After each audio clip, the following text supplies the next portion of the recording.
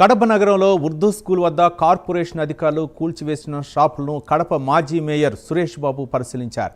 కడపలో ఎమ్మెల్యే మాధవిరెడ్డి కక్ష సాధింపు చర్యలు రోజురోజుకి పెరిగిపోతున్నాయని ఆరోపించారు. ఎమ్మెల్యేపై ఆరోపణ చేస్తే వెంటనే వారి ఆస్తులపై దాడులు చేయిస్తున్నారని ఆరోపించారు.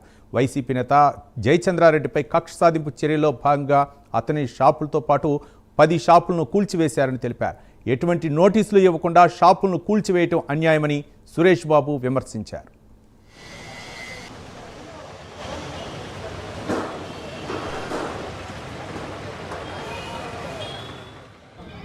ఈరోజు మన నగరంలో కూడా పూర్తిగా ఆంధ్ర రాష్ట్రంలో ఒక ఎత్తు అయితే కడప నగరంలో ఒక ఎత్తుగా పరిపాలన జరుగుతుంది.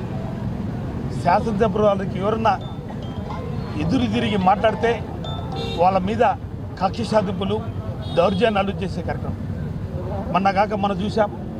కడప నగరంలో ప్రథమ పౌరుడైన మేయర్గా నా ఇంటి మీదనే చెత్త వేసే కార్యక్రమం భారతదేశంలో ఎక్కడ కానీ మేయర్ ఇంటి మీద చెత్త చేసిన దాఖలు లేవు. కడప నగరంలో ప్రశ్నిస్తే హక్కు ఉండకూడదు. దాన్ని ప్రశ్నిస్తే హక్కుని నోరుని నలిపే ప్రయత్నం చేసే ప్రయత్నం మీరు ఈ రాష్ట్రంలో చేస్తున్నారు.